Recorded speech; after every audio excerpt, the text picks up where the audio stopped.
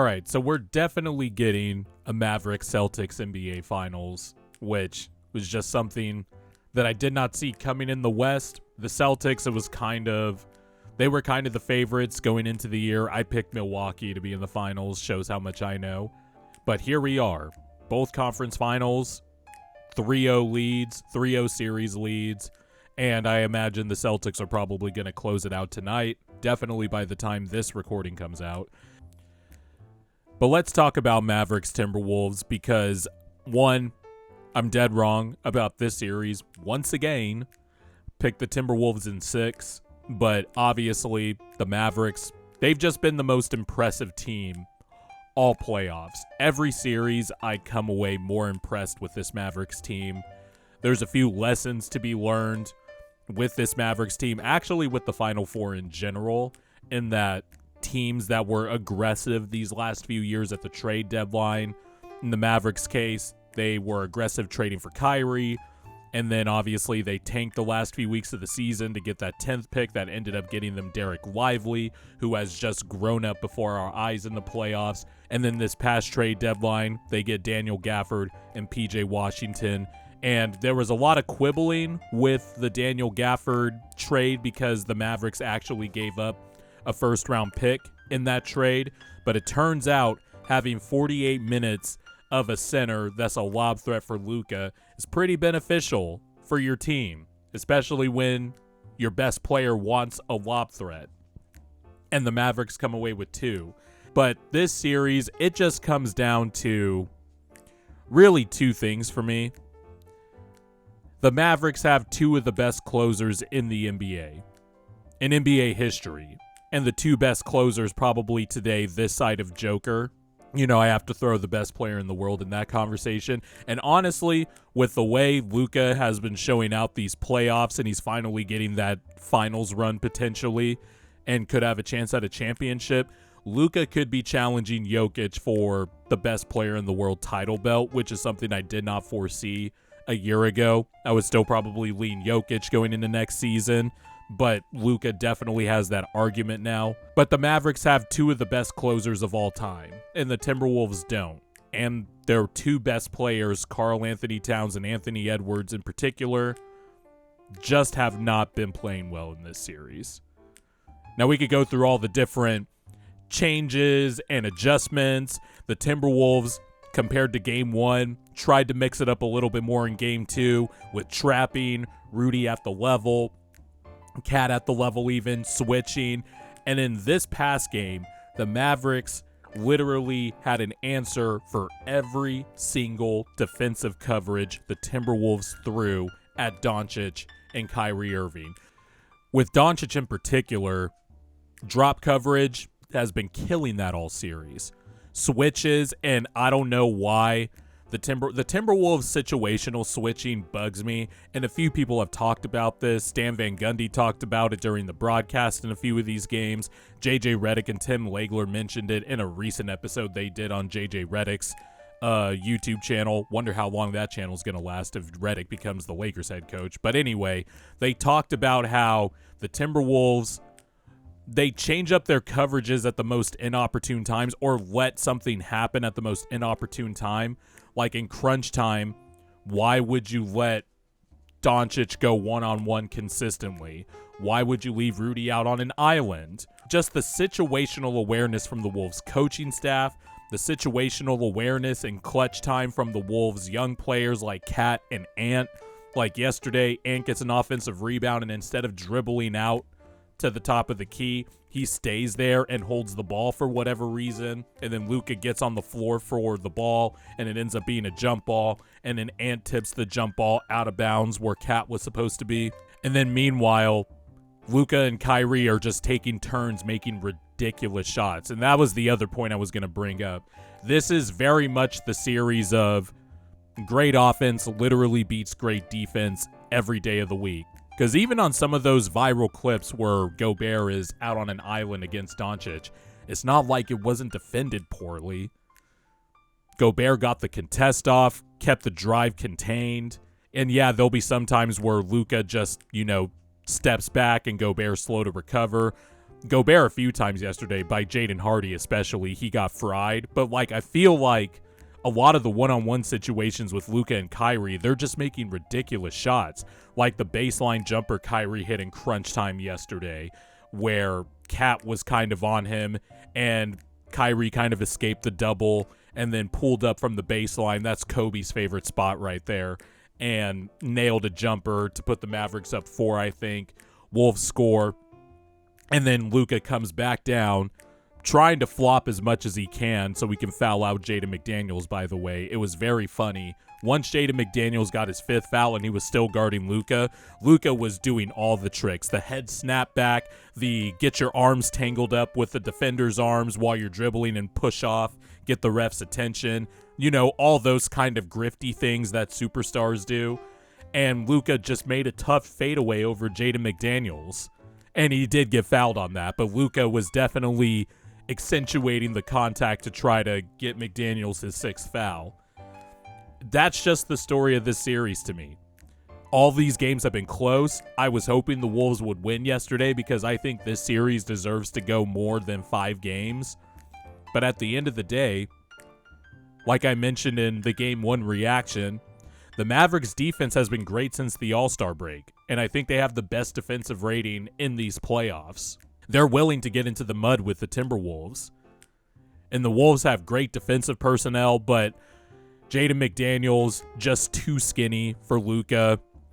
Same with Nickeil Alexander-Walker. He's just too skinny, and he's too small for Luka. Anthony Edwards is big, but he's just too tiny for Luka. The Wolves just don't have a matchup for the 2nd or 3rd best player in the world. They just don't have a matchup for him.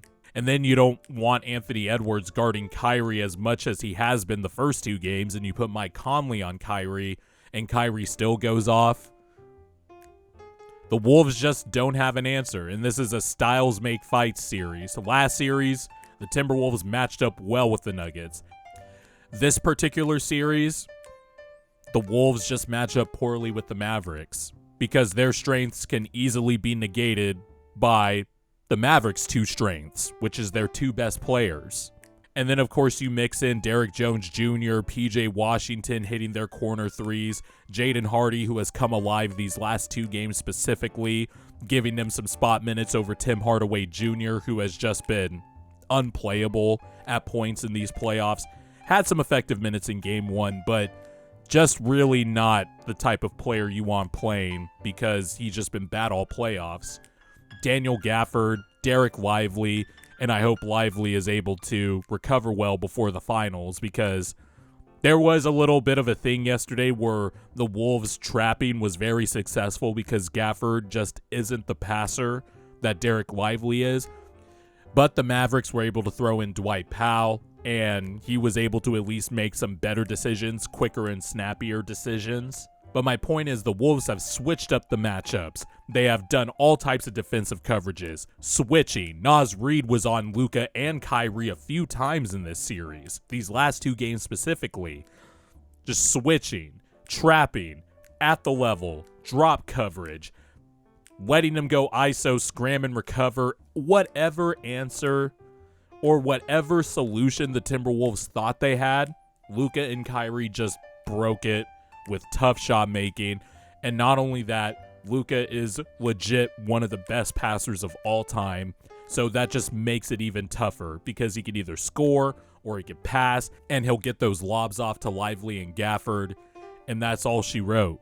The Timberwolves had a great run. They really had a great run. Hate that this series is happening to Anthony Edwards because, like with all superstars, you know you're a superstar now when every game, after every loss, you get the slander and, you know, what happened to those Michael Jordan and Dwayne Wade comparisons? Like we just didn't see a 22-year-old carry his team to the Western Conference Finals. But everybody wants to blame Rudy Gobert. Everybody wants to clown Rudy Gobert. Fine. But let's also acknowledge that Anthony Edwards and Karl Anthony Towns have just flat out not been good in this series. Even yesterday when Anthony Edwards had that really legitimately just another Michael Jordan-esque dunk and got, you know, the team going in the third quarter and stuff like that, Anthony Edwards still only had 4 points in that fourth quarter. And you're asking a 22-year-old to go up against two of flat out the best offensive players in the world. Stan Van Gundy mentioned they're the most talented backcourt in NBA history. I wouldn't go that far, but it's not like I don't see where Stan Van Gundy's coming from. But Luka and Kyrie combined for 20 points in that fourth quarter. PJ Washington hits a big corner three off of a Luka trap, and Anthony Edwards had to be lifted up into the key a little bit and left PJ Washington in the corner. Too late. 3. It's just you trust the Mavericks more in crunch time. And that's probably why, well, I won't get into my full series breakdown of this potential finals matchup yet, but that is a feather in the cap the Mavericks have. They have, when the game gets close, palms get sweaty, knees weak, arms are heavy. Sorry, I had to go there. In the finals, there are no two players you want to have in those clutch moments than Luka and Kyrie. And that's something the Mavericks are definitely going to have in terms of an advantage going into the next series.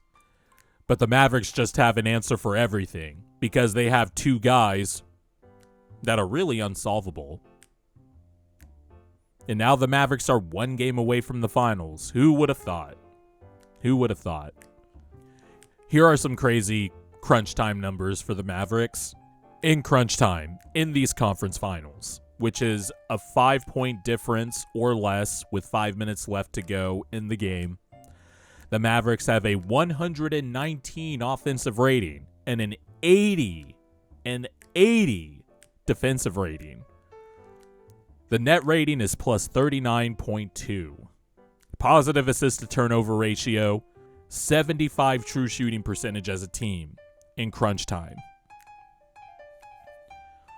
They just know how to pull out close games because they just have two of the best offensive players to ever do it. By the way, let me read off Anthony Edwards and Karl Anthony Towns stats because this is basically why the Timberwolves are losing. It's not like these games haven't been close. They have been close in every single game. And for the second year in a row, we're going to get the most competitive Western Conference Finals sweep of all time. But Anthony Edwards, 38% shooting from the field, 33 from 3. 22 points per game, 8.3 rebounds, and 8 assists per game. His playmaking has been good, but I feel like it could be better. I feel like he's missed Rudy a few times on some potential lobs. But I think overall his passing has been good in a lot of areas. But Karl Anthony Towns, 15 points, 8 rebounds, 27.8 shooting from the field, and 13.6% from 3 on 7 attempts per game. That's the series right there. They're not just getting outpaced by Luka and Kyrie. They are getting lapped multiple times. But those are the growing pains of a 22-year-old superstar and the ascension of a 25-year-old superstar who, ever since he's been in the league, has been all-NBA first team basically all but his rookie year and is now awaiting his first finals appearance.